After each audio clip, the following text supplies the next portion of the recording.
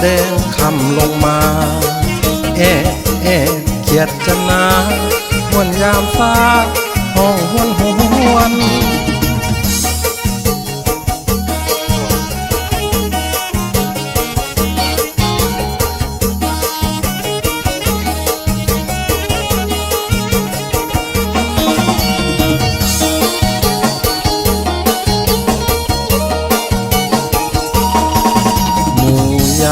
ตีนกับแก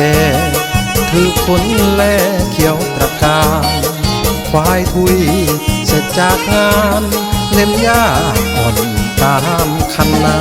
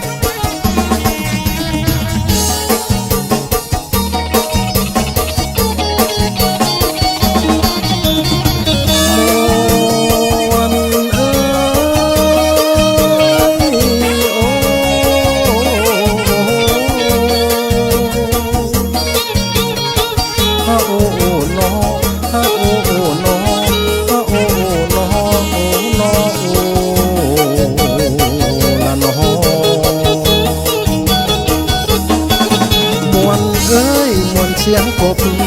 ร้องโอบโอบกล่อมลำเนาผักเม็ด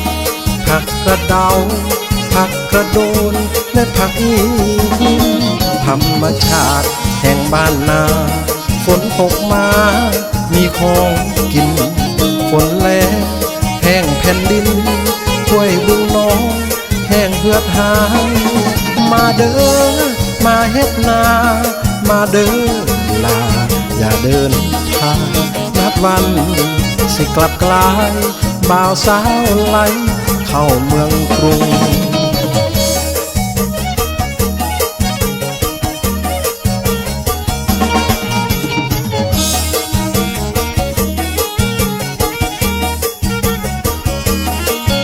มาเด้อ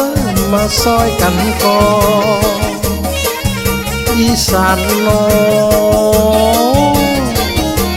บ้าน